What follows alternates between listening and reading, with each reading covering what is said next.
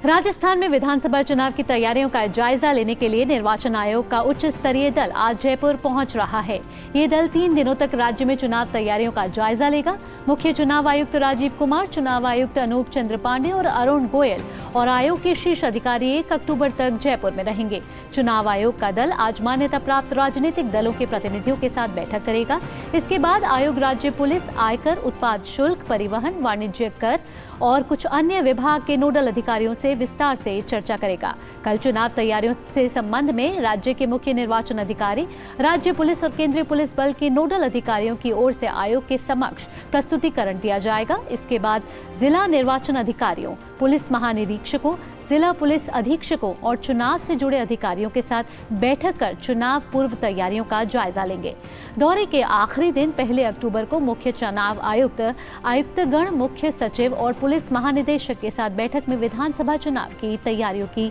समीक्षा करेंगे। और ज्यादा जानकारी के लिए हमारे संवाददाता जुड़ चुके हैं ऋषि कुमार। ऋषि, सुप्रभात। सबसे पहले मैं आपसे पूछना चाहूंगी ऋषि, जयपुर में राजस्थान में आगामी विधानसभा चुनाव होने वाले हैं, चुनाव आयोग उसको लेकर अपनी टीम लेकर आज दौरे पर है, जिसको लेकर अगले 3 दिन तक ये समीक्षा चलेगी कि चुनाव तैयारियां कैसी रहेंगी। क्या प्रोसेस रहेगा अगले 3 दिन तक? देखिए, जहाँ तक किसी भी चुनाव की तैयारियों की अगर हम बात करें तो ये अंतिम समय होता है जब चुनाव आयोग खुद उस राज्य में जाकर जहाँ पर विधानसभा चुनाव होने हैं इस बात की समीक्षा करता है और तस्दीक करता है कि जिन तैयारियों को पिछले 6 महीने से उन्होंने शुरू किया था उसका स्तर क्या है और उसमें क्या कुछ गुंजाइश बची है। यानी कि हम कह सकते हैं कि राजस्थान में जो चुनाव की तैयारियां हैं वो अंतिम चरण में पहुंच चुकी हैं और इस दौरे के बाद ये माना जाएगा कि वहाँ पर सभी तैयारियां संपूर्ण हैं और जो भी आयोग के निर्देश होंगे आगे आने वाले समय में कुछ दिनों के लिए उन्हें भी वहाँ पर तत्काल पूरा कर लिया जाएगा। मुख्य चुनाव आयुक्त के नेतृत्व में जब पूरी की टीम अपने सभी चुनाव आयुक्तों के साथ और उप चुनाव आयुक्तों के साथ तमाम जो अधिकारी होते हैं उनके साथ पहुँचती है तो निश्चित तौर से जो राज्य की जो इकाई है जहाँ पर प्रशासनिक और सुरक्षा से जुड़े हुए जो मसले होते हैं इनकी वो समीक्षा करता है। साथ ही साथ जो सबसे बड़ा पहलू है जो इलेक्टोरल रोल है उस रोल को लेकर अब तक जो भी प्रगति हुई है, क्योंकि ये प्रक्रिया हमने देखा है 6 महीने पहले शुरुआत हो जाती है और उसको आयोग सबसे ज़्यादा तरजीह देता है कि इलेक्टोरल रोल को लेकर जो लक्ष्य हासिल किए गए थे, जिन लोगों को नाम शामिल कराने को लेकर और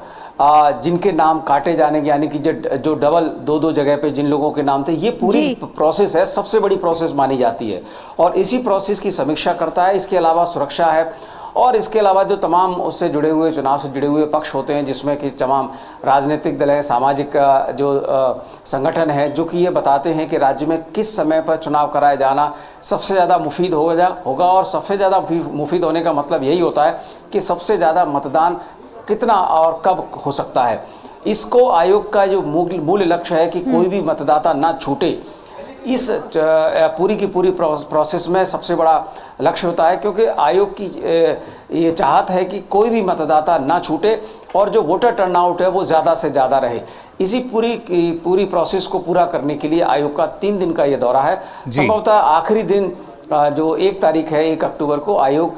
प्रेस कॉन्फ्रेंस करके सभी तैयारियों की जानकारी भी प्रेस कॉन्फ्रेंस करके देता है। जी बिल्कुल ऋषि, और जिस तरीके से आपने बताया कि इलेक्टोरल रोल जो है वो काफ़ी महत्वपूर्ण भूमिका निभाता है, लेकिन ऐसे में क्योंकि मतदान जो प्रतिशत है, चुनाव आयोग की कोशिश यही, जैसा आपने कहा कि जो हर अब नागरिक जो है अपने मत का इस्तेमाल कर सके, उसका प्रयोग कर सके मताधिकार का, ऐसे में कितना महत्वपूर्ण कि जो मतदान प्रतिशत है उसमें इजाफा और कुछ नए जो इस बार युवा इसमें जुड़ेंगे, मतदान जो पहली बार करेंगे, उसका कुछ अभी तक डेटा हमें मिल पाया है क्या?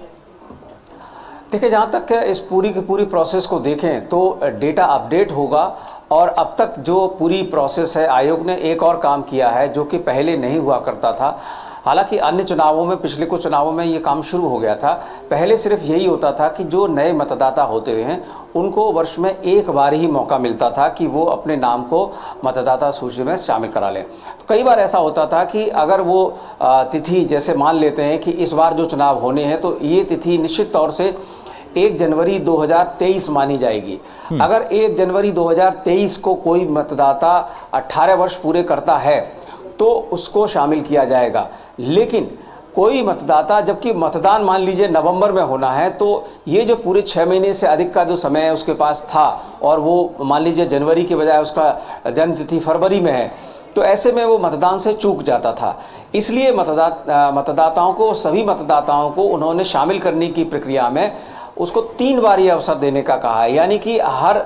4 महीने बाद आप वर्ष में अपने आप को इलेक्टोरल रोल में शामिल करा सकते हैं। और ख़ास तौर से जो नए मतदाता होते हैं, यानी कि जो 18 वर्ष पूरे करने वाले होते हैं, वो 18 वर्ष पूरे होने से पहले ही अपने आप को इलेक्टोरल रोल में एनरोल कराने के लिए प्रोसेस शुरू कर सकते हैं। और जैसे ही वो 18 वर्ष पूरे करेंगे, उनका रजिस्ट्रेशन तो आयोग की तरफ से तत्काल कर लिया जाएगा। यानी कि आयोग ने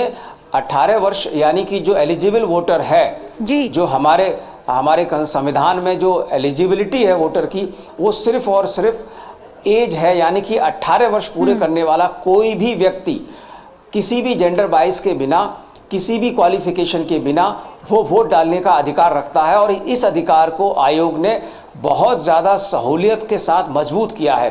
क्योंकि अगर आपके पास 6 महीने के अंतराल में भी या 3 महीने के अंतराल में भी ये अवसर है कि आप 18 वर्ष पूरे कर रहे हैं, तो आयोग ने ये अवसर दिया है कि आप तत्काल अपने आप को एनरोल कराकर वोट दे सकते हैं। और ये जो लोकतंत्र का सबसे बड़ा हथियार है कि वोट देना,